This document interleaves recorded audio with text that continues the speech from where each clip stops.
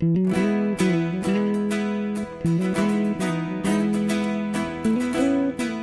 avançar mais um pouquinho nessa noite. E hoje a gente vai estar estudando uma jornada com o nome de Dófica. Da vez passada a gente estudou a estação que tinha o nome de Deserto de Sim, né? Deserto de Sim. E hoje a gente vai estar continuando com essa estação chamada Dófica, né? Que agora eles saem do deserto de Sim e chegam nessa cidade, né? Dófica é uma cidade. E essa cidade ela já começa a chegar já para o lado do Sinai. Estão caminhando, descendo ali, né? Em direção ao Monte Sinai. E essa é uma estação já cercando, já próximo, já chegando próximo já do Monte Sinai. Livro de Números, capítulo 33, versículo 12, que diz assim: partiram do deserto de Sim e acamparam-se em Dófica. É um versículo bem curtinho, né? Partiram do deserto de Sim e acamparam-se em Dófica. Então a gente já vê que tremendo, né? Todas essas jornadas, né? A maioria delas nesse capítulo 36 partiram, acamparam, partiram, acamparam. Então se eles partiram do deserto de Sim, isso significa que eles aprenderam a lição de Sim, né? Então a lição de Sim era aprender o descanso de Deus, acolher maná. Então significa que eles aprenderam. Então é o Senhor que guia e que move, né? Então se eles saíram do deserto de Sim é porque eles aprenderam ali e agora o Senhor avança com eles para Dófica. Eu queria ler também lá em Êxodo para a gente ver alguns pontos dessa estação interessante, que nas escrituras tem quase nada falando dessa jornada, né? Êxodo 17, o versículo 1. Êxodo 17, versículo 1. A parte desse versículo 1 do capítulo 17 de Êxodo, a parte que vai falar dessa jornada de Dófica é a parte B do versículo. Então a gente vai ver que esse versículo 1 do capítulo 17 é um versículo que ele tem parte A, parte B e parte C. Ele tem 3 partes. E a parte desse versículo que vai ser relacionado com Dófica é a parte B.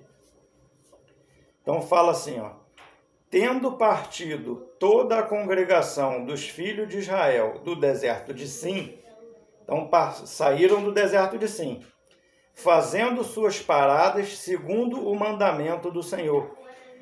Essa é a parte B. Fazendo suas paradas segundo o mandamento do Senhor. Acamparam-se em Refidim, e não havia ali água para o povo beber. Só até aí. Então a gente vê que acamparam-se em Refidim e não havia ali água para o povo beber. Essa é a parte C do versículo. A parte A, tendo o povo, tendo partido toda a congregação dos filhos de Israel, congregação dos filhos de Israel do deserto de Sim, fazendo suas paradas segundo o mandato do Senhor, acamparam-se em Refidim. Então a gente vai observar aqui que o Senhor passa direto dessa estação e da próxima. Ele passa direto de 2 estações. E nessas 2 estações, não que o Senhor não fale, mas o Senhor ele fala com o silêncio. A gente já viu que o Senhor ele fala com as escrituras e o Senhor ele também fala com silêncio. A gente viu isso na jornada do Mar Vermelho, né? A gente estudou aqui passada, que o Senhor tem uma jornada também que o Senhor falou com silêncio. Não é que ele não fale, mas o Senhor ele fala através do silêncio. E depois a gente vai nas escrituras a gente vê alguns outros textos que também o Senhor vai nos falar com silêncio, né? E logicamente não é a mesma coisa, o assunto não é o mesmo do Mar Vermelho. O assunto, ainda que o Senhor tenha falado com silêncio, não é o mesmo assunto. né? E conforme a gente for avançando no assunto, a gente vai ver o que o Senhor queria falar com eles, mostrar para eles, né?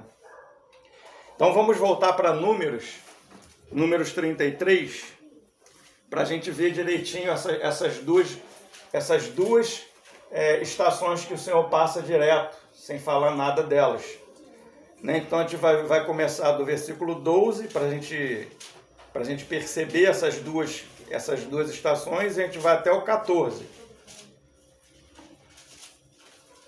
Números 33, a gente vai ler do versículo 12, que é o que a gente já leu, até o versículo 14. E vai falar assim, ó. O primeiro que a gente já leu, né, que é relativo a Dófica: partiram do deserto de Sim e acamparam-se em Dófica. Então a gente vê aqui que eles saem de Sim e se acampam em Dófica. Aí o 13, partiram de Dófica e acamparam-se em Alos. 14, partiram de Alos e acamparam-se em Refidim, porém não havia ali água para que o povo bebesse. Então a gente vai ver aqui que nesse texto aqui de Números 33, do versículo 12 até o 14, ele vai tocar de Sim, né? Ele vai começar com o deserto de Sim, que foi o que a gente estudou da vez passada, sobre o deserto de Sim.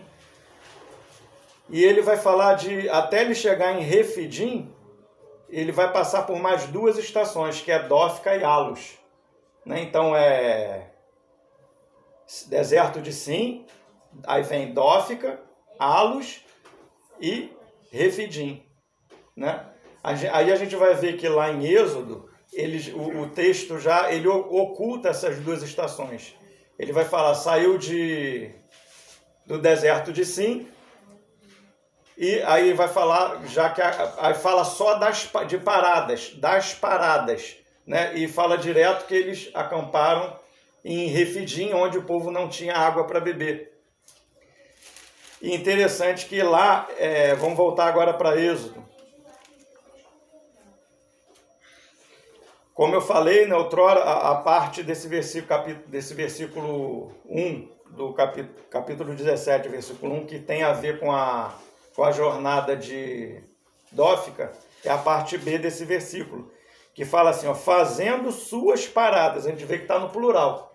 Sim. Então a gente vê que eles saíram do deserto de Sim, né? Toda a congregação dos filhos de Israel partiram do deserto de Sim. Aí diz que fazendo suas paradas. Então a gente diz que quando eles saíram do deserto de Sim, eles fizeram paradas antes de chegar em Refidim. Então o Senhor ele oculta, ele não fala nada sobre essas duas estações, mas ele nos deixa menção de que elas existiram.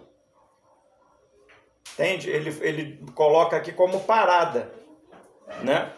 Então fizeram paradas antes de chegar em Refidim. E quando a gente vai ver lá em Números, texto que a gente leu agora, a gente vai perceber que são essas paradas que está falando aqui em Êxodo, são duas estações, Dófica e Refidim. E Alos, o Alus, né? Então essas duas estações, né? Então essas duas paradas aqui da parte B do versículo 1 do capítulo 17 de Êxodo, ela tem ligação tanto com a jornada de Dófica, quanto também com a jornada de Alos, né? Essas paradas. Só que não foi uma parada realmente que eles estavam passando ali, deram uma paradinha, não. Porque quando você lê lá em Números, o texto que a gente leu de Número 33, acho que eles acamparam ali.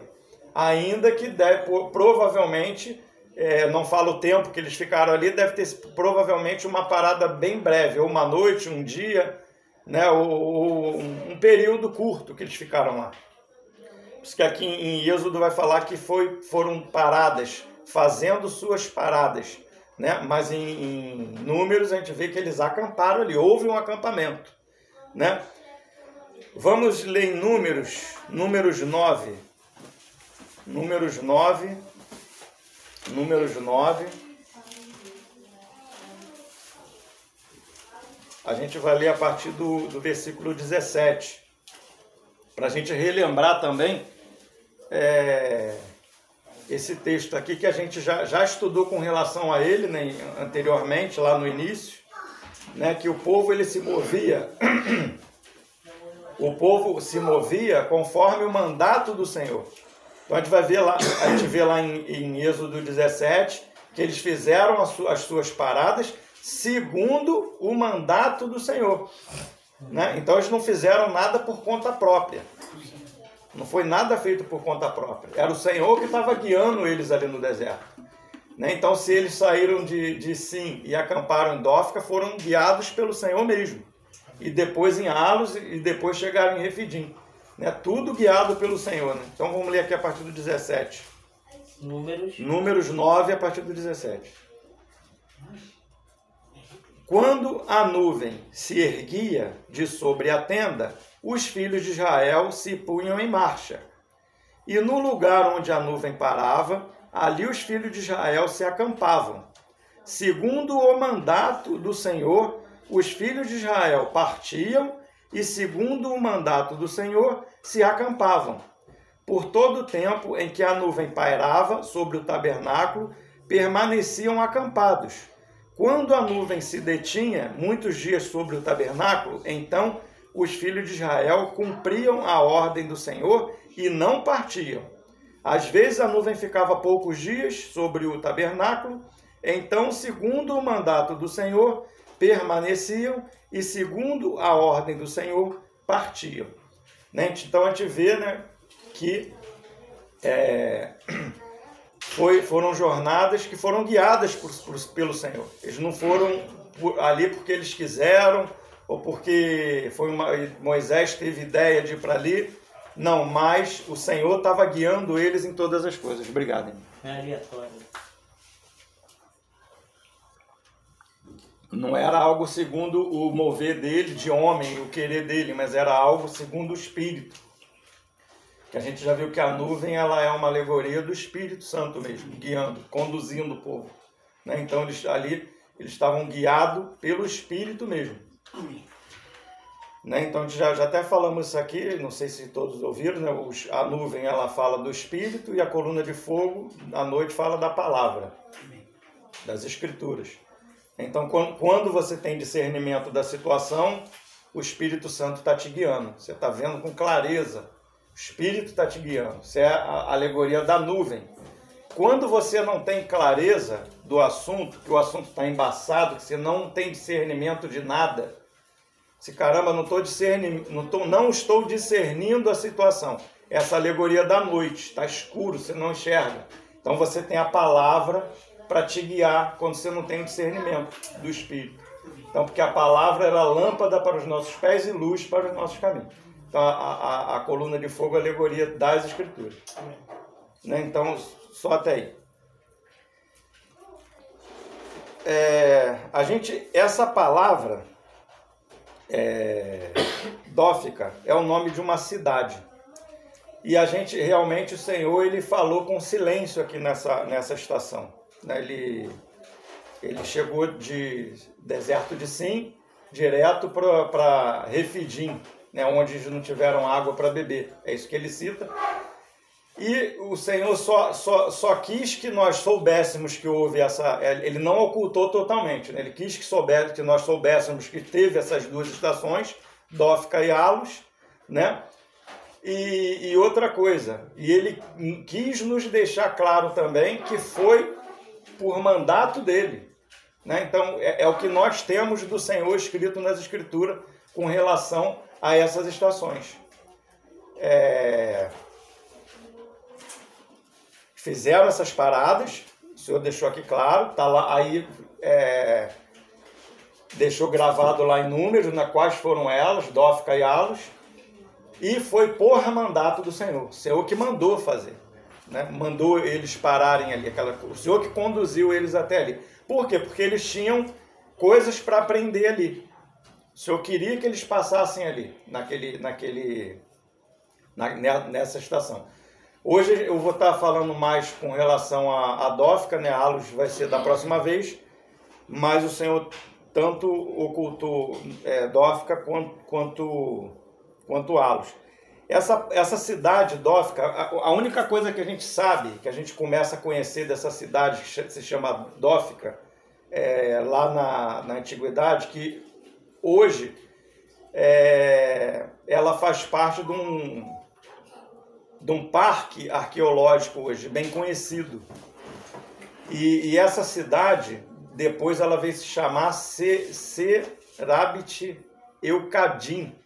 Serabit-Eucadim, alguma coisa, ou Serabit-Eucadim ou Al-Cadim. Se os irmãos quiserem pesquisar com relação a essa cidade, vocês vão achar na internet Serabit-Eucadim ou Serabit-Al-Cadim. Né? Então a gente vê que é a mesma cidade que Dófica. Né? A gente já falou disso outras vezes, que no processo do tempo, muitas coisas elas vão mudando de nome. A gente viu isso em Pihairote. Pihairote é a palavra egípcia que fala daquele que hoje nós chamamos de Golfo de Suez.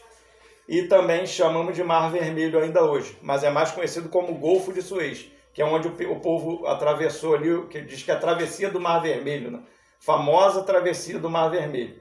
Então a gente viu numa outra ocasião que essa palavra Pihairote, que foi uma estação também do povo, é uma palavra egípcia, que denomina esse golfo. Né? Então, para os egípcios, Pihairote, para o povo hebreu era Yam Sof, que é em hebraico, né? Chamam que é Mar de Juncos, a tradução em hebraico, Mar de Juncos. E depois essa cidade passou a se chamar Mar de Eritreia, ou Mar de Eritran, que vem de Edom, de Etam, que são descendentes de Esaú, que é vermelho, por isso o nome Mar Vermelho. Então tu vê, o mesmo mar tem um monte de nome. Mar de Eritreia, Pihairote, Yam Sof, Mar Vermelho, Eritran, Mar de Eritreia, Mar de Eritran. E essa cidade é a mesma coisa, Dófica, Seriat-Eucadim, a mesma cidade. Né?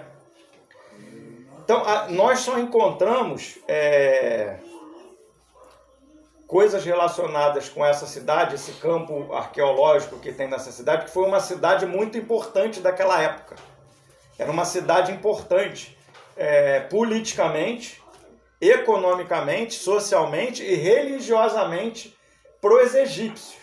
Era uma cidade muito importante para eles, porque nessa cidade, naquela época, existiam minas, principalmente de turquesa e minas de cobre, dentre outras coisas também, mas o principal era turquesa e cobre. Então era uma cidade que era a fonte econômica do Egito. Era uma cidade muito importante para eles.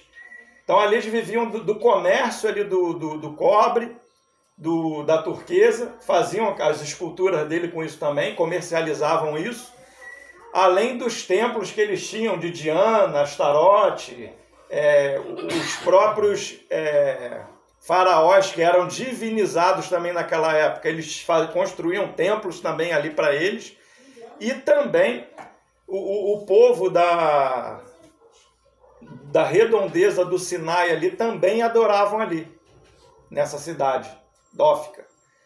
Então era um local de poder, bem desenvolvida, de religiosidade. Tem muitos templos pagãos, né? Muitos templos pagãos naquela época, templos religiosos que os próprios egípcios construíram, as minas de extração de minério e de turquesa, né? Então a economia do Egito era um local que a economia na época do Egito, a riqueza deles era tirada toda dali. Então é interessante que a gente começa a ver, é como se fosse hoje, a gente estivesse fazendo um tour, uma viagem, vamos dizer que a gente estivesse fazendo uma viagem turística, e você fosse daqui, de repente, quando você chegasse, por exemplo, nos Estados Unidos, que é a grande potência do mundo, você não passasse pelos Estados Unidos. Você deixasse para lá. Poxa, mas os Estados Unidos é tão importante. Ou aqui no Brasil, né, você estivesse falando aqui do Brasil, de algumas cidades importantes aqui do Brasil, e quando chegasse São Paulo, ou Brasília, aqui no Brasil, ou Rio de Janeiro mesmo, as capitais, você deixasse de fora, você não comentasse com relação a ela. Você falava de Campinho, falava de Santa Cruz, falava das cidades, né, de bairro, de coisa, e o lugar mais importante você não deixou. Foi justamente para a gente entender, começar a entender o silêncio de Deus nessa estação, foi justamente isso que Deus fez. Estavam vindo naquelas estações ali, de repente, quando eles entram nessa cidade Dófica, que era um centro comercial, econômico, religioso da época ali do Egito, o Senhor se cala. Então, era um local muito importante para os egípcios. Né? Então, o que o Senhor está nos dizendo? Que o que é importante, né, para o mundo, para os egípcios, para Faraó, para Deus não tem nenhuma importância aquilo para o Senhor. Né, queria ler um texto com os irmãos, lá em Lucas capítulo 16, versículo 15, o que eu queria focar, que é a parte B do versículo, que fala assim, vamos ler tudo, né? Mas Jesus lhes disse, vós sois o que vos justificais a vós mesmos, diante dos homens. Mas Deus conhece o vosso coração. Aí agora a parte B, pois aquilo que é elevado entre os homens é abominação diante de Deus. Então é justamente isso que o Senhor está querendo mostrar ali. O que é elevado diante dos homens, para Deus é abominação. Né? Então, uma das coisas que o Senhor está querendo mostrar aqui, que a gente já sabe, né? Creio que a maioria dos irmãos conhece aqui o versículo que fala que Deus não vê como o homem vê, né? Os nossos pensamentos, ele fala, os meus pensamentos não são os vossos pensamentos. Os meus caminhos não são os vossos caminhos. Né? Então tem muita coisa que a gente tem por muito importante, né? Que para Deus não tem importância nenhuma. Né? Então a gente vê que hoje esse campo é um campo arqueológico lá que os arqueólogos estudam lá, e pela arqueologia lá eles veem que foi uma cidade muito rica, né? Era um centro da cultura da época, religioso, econômico e tal. Eles sabem tudo isso pela arqueologia. E justamente nessa cidade Deus ele fala com silêncio, né? Outro texto em Lucas também que eu queria ler, Lucas capítulo 3, versículo 1, 2 e 3. Esse versículo aqui de Lucas, ele vai realçar bem a mesma coisa que o Senhor quis dizer lá com Dófica, né? Vai ilustrar bem o que a gente está estudando hoje. Fala assim, olha só que interessante. No 15º ano do reinado de Tibério César, ou seja, tinha um rei lá. Era o reinado, né, romano, que era Tibério César. Era o 15º ano que ele estava reinando. Então tinha um rei ali na Judéia, que era Tibério César. Existia um rei no local. Sendo Pôncio Pilatos governador da Judéia, então Pôncio Pilatos era o governador, né? Tibério César era o rei, Pôncio Pilatos era o governador, Herodes, tetrarca da Galileia, né? Tetrarca como era separado naquelas épocas, tetrarca que eles tinham responsabilidade por 4 regiões ali. Então ele era tetrarca da Galileia. Na Galileia, 4 partes ali ele era responsável. É o que a Bíblia não fala quais são essas partes, mas a função do tetrarca naquela época era isso. Então tinha rei, governador e vários tetrarcas, né? Herodes, tetrarca da Galileia, seu irmão Filipe, tetrarca da região de Itureia, Traconites, Lesânias, tetrarca de Abilene. Aí agora o versículo 2. Sendo sumos sacerdotes, Anás e Caifás. Então tinham 2 sumos sacerdotes naquela época, Anás e Caifás. Veio a palavra de Deus a João, filho de Zacarias, no deserto. Ele percorreu toda a circunviança do Jordão pregando o batismo de arrependimento para a remissão de pecados, conforme está escrito no livro das palavras do profeta Isaías. Voz do que clama no deserto, preparai o caminho do Senhor, endireitai as suas veredas. Só até aí. Então a gente vê que interessante as escrituras, né? Ela começa, né, falando só de pessoas importantes da época, do governo humano da época, né? Começa falando do rei da época. Existia Tibério César, era o rei, Pôncio Pilatos era o governador, Herodes, tetrarca, Filipe, que é o irmão dele, tetrarca também, e tinham um poder político, né, e econômico da época, que eram os reis e os governadores daquela época ali. E agora ele vai falar do poder religioso também daquela época, que é Anás e Caifás, versículo 2. Sendo sumos sacerdotes Anás e Caifás, que é o poder religioso da época. Aí a gente vai ver com quem que o Senhor está falando. O Senhor não falou nem com o rei, nem com o governador, nem com o tetrarca, nem com o sumo sacerdote. Ele foi falar com João Batista lá no deserto. Aí outra coisa que eu queria chamar a atenção dos irmãos, me dá a impressão que o Senhor ele quer nos falar que o Senhor ele gosta de falar no deserto. A gente vai ver que a gente estudou sobre o deserto de Sim, né? Da vez passada, estudamos sobre o deserto de Sim. Deserto de Sim, o Senhor falou um capítulo inteiro. O capítulo 16 todinho no deserto foi o Senhor falando. Né? Era o deserto de Sim. E agora a gente vê aqui que, né, um sistema político, econômico e um sistema religioso também, mas o Senhor ele não estava falando com o rei, nem com os governadores, com os homens importantes da terra. Ainda que nós sabemos que o Senhor ele estabelece reis, demove reis, né? É o Senhor que ele dá autoridade, delega autoridade. Ainda que esses governadores sejam ímpios, é o Senhor que estabelece, né? Mas quando o Senhor ele quer falar, ele não fala com eles, ele fala com João Batista lá no deserto. Da mesma forma, né? Interessante também, eu estava lendo um artigo, assim, falar por alto, né, que João também, o apóstolo João, quando ele estava na ilha de Patmos, prisioneiro lá na ilha de Patmos, foi o período que o Senhor se revelou a ele de tal forma que ele escreveu o Apocalipse, né?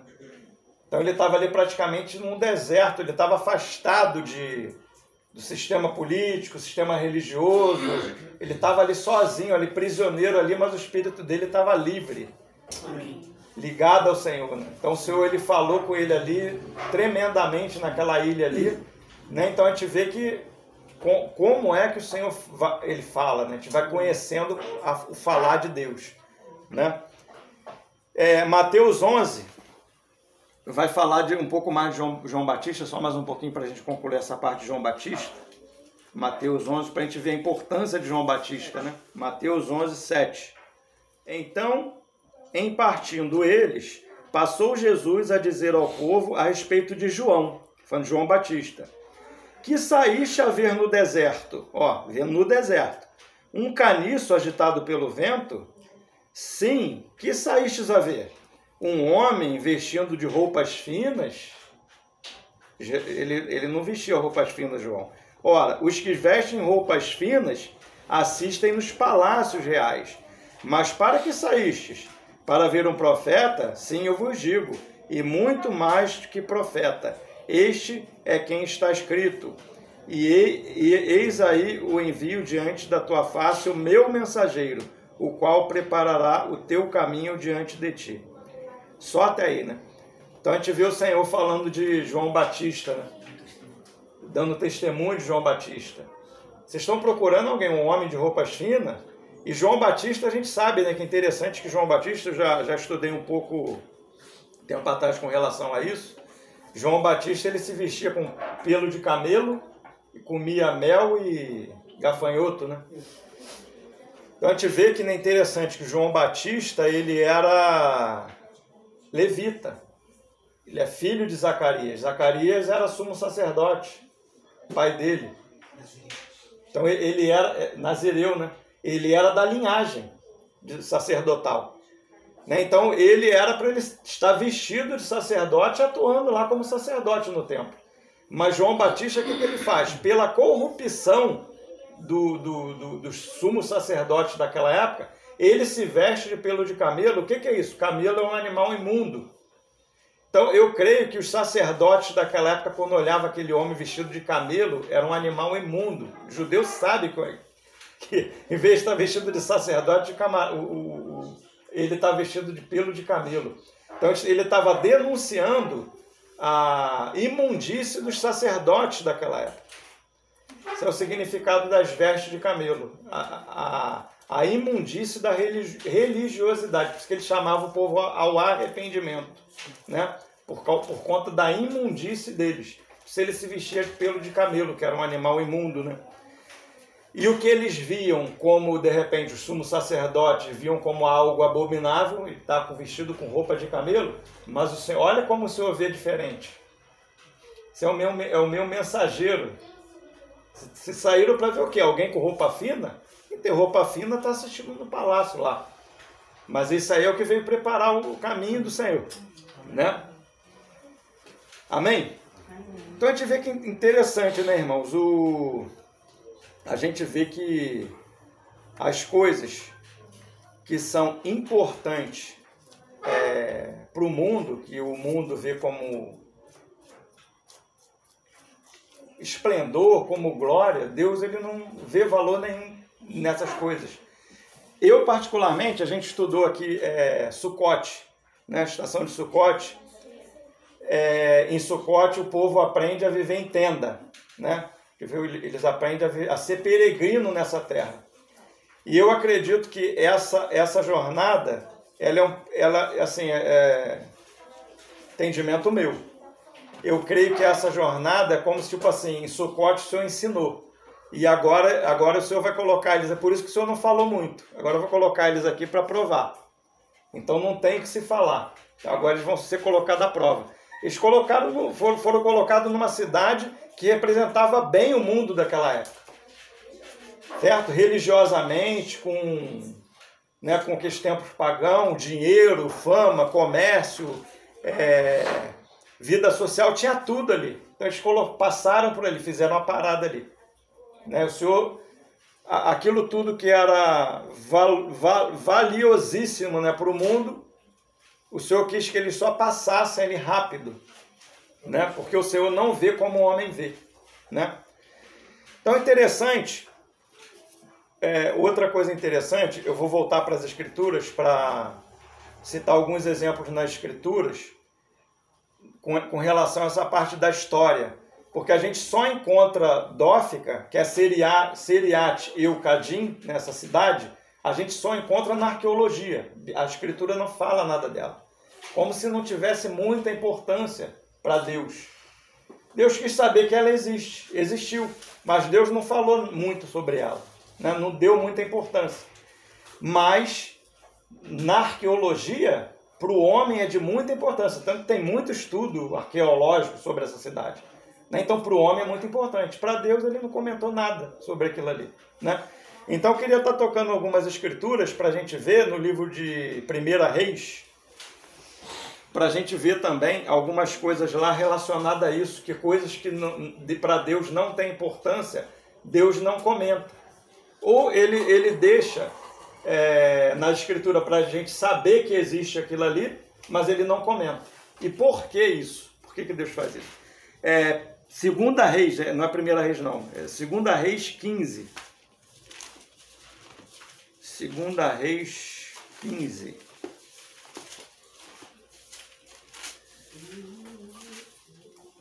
A gente encontra isso também em outros capítulos também, mas eu vou focar no capítulo 15, que no capítulo 15 ele fala, tem várias vezes, entendeu? A frase que eu quero pegar nesse capítulo 15, de 2 Reis, ela vai ser repetida várias vezes. Então basta, não precisa a gente... Mas ela se repete também em outras partes também das Escrituras. 2 Reis 15, versículo 6. A gente já vai ver essa frase aqui com relação a Azarias, o rei Azarias. Ó. Então vai falar assim, ó. Ora, os mais atos de Azarias e tudo o que fez, porventura, não estão escritos no livro das histórias dos reis de Judá? Só o versículo 6. Eu assim, eu confesso, a primeira vez que eu li Reis, eu me lembro que muito tempo quando eu li Reis, eu ficava pensando comigo, rapaz, esse livro aqui, né? Tem muita coisa escrita aqui em Reis, mas tem um livro que foram escritos, deve ter muita riqueza, né? Eu ficava pensando, onde está? Será que se perdeu esse livro? Ficava curioso, né, de saber. Então aqui ele está falando, né, que os mais atos de Azarias e tudo que ele fez, porventura, não está escrito no livro da história dos reis de Judá. Então a gente vai ver que é livro das histórias do rei de Judá. São simplesmente histórias. Então tudo, é aí o ponto que eu queria pegar. E a gente vamos ver logo, depois eu comento. Versículo 16, capítulo 15, versículo 16. Quanto aos mais atos de Salum, agora está falando, é outro rei, e a conspiração que fez, eis que estão escritos no livro da história dos reis de Israel. Não está escrito aqui na Bíblia, está escrito nos livros da história do rei de Israel. Versículo 21. Quanto aos mais atos de Manaém e tudo quanto fez, porventura não estão escritos no livro da história dos reis de Israel? 26. Quanto aos mais atos de Pecaías e a tudo quanto fez, eis que estão escritos no livro das histórias dos reis de Israel. 31. Quanto aos mais atos de Peca e tudo quanto fez, eis que estão escritos no livro da história dos reis de Israel. 36. Quanto aos mais atos de Jotão e tudo quanto fez, porventura, não estão escritos no livro da história dos reis de Judá? A mesma frase, e a gente vai encontrar em outros capítulos também, se você for ler Reis, você vai encontrar essa mesma frase, mas tá bom. A gente vê que esse capítulo 15, ele fala de vários reis, né? Então, a gente percebe aqui o que, irmão? O que quer dizer isso aqui? A gente vê que tem um livro, esse livro deve ser grande, né? Que tem a história de Jotão, Pecaías, deve ser um livro bem grosso. Mas Deus não comentou isso. Por quê? Porque não tinha importância nenhuma para Deus. Foi incluído nas Escrituras, né? Oi? Não foi incluído nas Escrituras. Não foi incluído nas Escrituras. Por quê? O Senhor, ele incluiu nas Escrituras o que tem valor espiritual. O que esses reis fizeram, que tem valor espiritual. Tem valor espiritual, o Senhor colocou. Até que seja algo negativo. Vamos dizer que o rei fez algo que foi negativo diante de Deus. Mas o Senhor queria ensinar algo com aquilo ali, espiritual, ele acrescentou. Então, esses mais atos aqui desses reis, nada mais é que história. É história da vida daquele rei. Por exemplo, se você pegar, a gente está falando da arqueologia, né? Que a gente não acha isso na Bíblia, mas Siriate e Eucadim se acha na arqueologia, não é isso? Então a gente vai ver aqui o livro Flávio Josefo. Flávio Josefo é um livro dessa grossura assim, ó, História dos Hebreus, e ele tem a Guerra dos Hebreus também, que são vários livrinhos pequenininhos. História dos Hebreus é um livro dessa grossura. Se você quiser saber tudo sobre... Se você quiser estudar o livro de Macabeus, que é um livro histórico também, Macabeus, você vai conhecer muito sobre os Macabeus. É a história da época dos Macabeus, que eram judeus, que se rebelaram com os gregos na época lá e tomaram o império de novo para eles, Macabeus. Só superficial. Se você quiser saber essa história da época dos gregos, você lê Macabeus, você vai conhecer um pouco. Se você quiser saber com bastante riqueza de detalhe essa história, você vai ler lá em Flávio Josefo, ele vai te contar com história. Se você quiser conhecer a história de Herodes, Pôncio Pilatos, aquele povo todo ali, os idumeus, os fariseus, saduceus, com detalhe, você lê lá que está lá na história lá. Mas muita coisa não está acrescentada na Bíblia. Por quê? Para o historiador, ele é um historiador, esse Flávio Josefo, historiador judeu, só que ele não foi convertido, ele não era cristão. Né? Então ele é um historiador. E ele escreveu tudo com relação ao que ele achava mais importante. Então escreveu muito sobre Herodes, Pilatos, né? Aquele povo todo lá, ele escreve com detalhe. As guerras dos judeus, ele escreve com detalhe. Mas de Jesus, ele fala um parágrafo. Um parágrafo só para falar Jesus, tá lá Jesus, parágrafo de João Batista. Ele coloca a importância deles em outras coisas, que para o Senhor não tem importância nenhuma. Então o Senhor ele coloca nas Escrituras coisas que têm importância para eles, espiritualmente, né? que pode nos trazer aprendizado espiritual, ainda que seja exemplo negativo, mas o Senhor não omite, né? Que sabe que tem exemplos negativos na Escritura de pecado, de homens que caíram. Por exemplo, um outro exemplo, né, com relação a isso, a gente vai ver que ele não omite os pecados de Davi. Está na Escritura lá, para nos ensinar, nos corrigir, né? Está lá os pecados de Davi. Mas a gente vê que de Davi ele fala bem, as Escrituras falam muito do reino de Davi. Né? Fala um pouco de Saul, mas de Davi fala muito de Davi. Mas por quê? Porque o reino de Davi era o reino de Deus. Quando Davi estava governando, ele estava estabelecendo o reino de Deus. Ele era um homem, por isso ele era um homem com coração segundo o coração de Deus. Porque ele não fazia nada por si próprio ou para si próprio. Tudo que ele fazia era para Deus, era a motivação dele.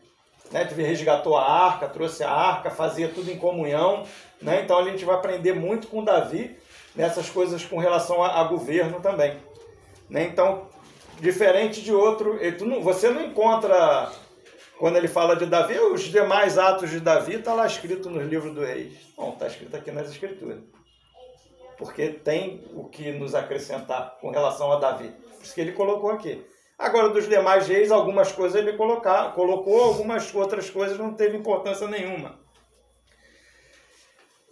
Agora, irmão, para a gente estar acabando, eu queria assim, ler alguns versículos para a gente estar entrando um pouco na mente de Deus com relação a essas coisas. Eu creio que a maioria dos versículos que os irmãos conhecem, a gente vai estar entrando nesses versículos, né, para a gente ver a mente de Deus nesses versículos e a diferença da nossa.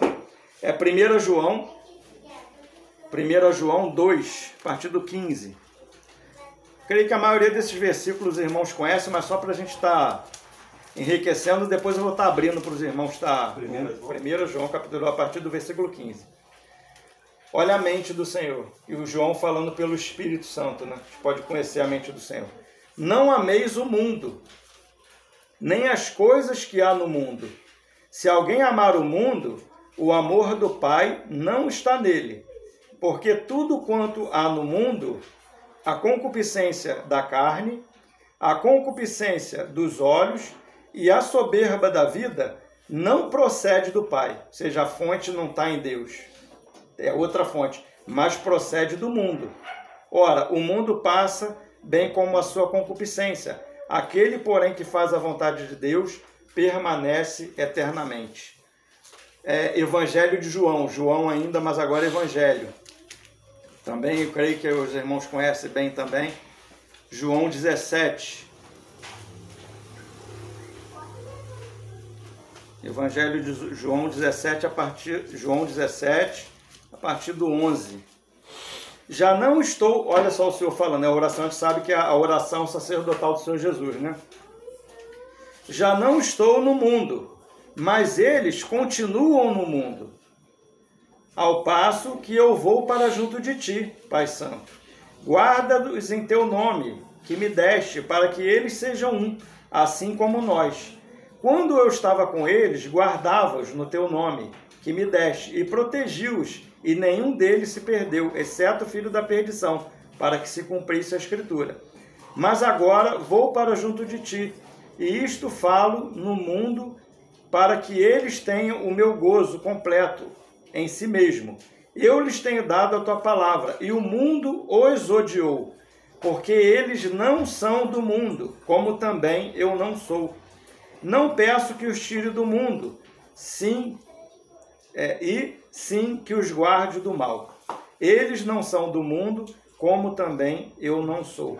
Santifica-os na verdade, a tua palavra é a verdade. Só até aí. Então a gente vê, né, irmão, o princípio, né? Que o Senhor não fala lá. O Senhor não tem o que falar do mundo. Isso aqui é a mente do Senhor com relação ao mundo. Vocês não são do mundo, como eu também não sou do mundo. Por isso que Sucote, né, ele ensina a gente a viver como peregrinos nessa terra. Nós estamos aqui como aquilo que dá quando embaixador, né? Embaixadores de Cristo. Embaixadores aqueles que estão em outra pátria que não é a pátria dele.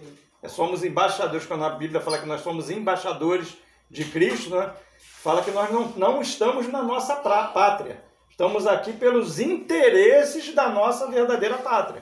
Para proclamar coisas concernentes à nossa verdadeira pátria. Não somos do mundo, mas estamos no mundo. Né? Isso aí é Dófica. Né? É o que o Senhor deixou lá em Dófica, que ele não quis falar nada de Dófica. Porque o Senhor não tem assunto, não tem nenhuma riqueza de Cristo em Dófica. É isso que o Senhor queria mostrar. O Senhor não fala nada, ele não tem nada para nos falar do mundo, a não ser que nós não somos do mundo. Né? Estamos no mundo, mas não somos e que o mundo nos odeia. Isso é um outro interessante, né? Que ainda que às vezes o mundo ele traz muita coisa na bandeja para a gente, que tem uma aparência, né? Que poxa, aquele que bom, parece bonzinho. Mas isso pode ter certeza, é porque o mundo nos odeia. É por isso que tem tanta facilidade em muita coisa. Né? E às vezes nas coisas do Senhor vem os empecilhos, né? Ao contrário. Colossenses 3, 1 e 2. Portanto, se fostes ressuscitados juntamente com Cristo, buscai as coisas lá do alto, onde Cristo vive, assentado à direita de Deus. Pensai nas coisas lá do alto, não das que são aqui da terra, porque morrestes e a vossa vida está oculta juntamente com Cristo em Deus. Só até aí. 1 Coríntios 7. Eu vou estar passando para os irmãos estar ruminando. Escrituras que eu creio que os irmãos conhecem a maioria delas, né? Mas só para a gente... 7 a partir do 29.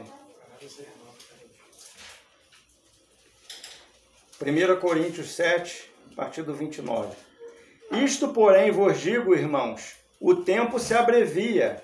O que resta é que não só os casados sejam como se não fossem, mas também os que choram como se não chorassem, os que se alegram como se não se alegrassem, os que compram como se nada possuíssem, e os que se utilizam do mundo como se dele não usassem, porque a aparência desse mundo passa. O que realmente eu quero é que estejais livres de preocupações. Só até aí, irmãos, que eu queria chamar a atenção dos irmãos é essa frase aqui do 31. E os que, versículo 31, né? E os que se utilizam do mundo como se dele não usassem. Né? Nós estamos no mundo, mas não somos do mundo. Usamos do mundo, logicamente. Vamos fazer agora, não vamos fazer o quê? Se trancar numa bolha? Ermitão. Oi? Virar ermitão. Nós estamos no mundo. O Senhor fala, não quero que os tire do mundo, mas que os livre do mal. Né? Então, essa é vivermos aqui como peregrino, né? Como o Senhor, a gente já aprendeu lá em Sucote. Né? A nossa advertência aqui, né? Concupiscência da carne, dos olhos, soberba da vida. São as forças do mundo que guerreiam contra nós, né? Contrária a cada um de nós. Amém, irmãos? Eu vou ficar por aqui.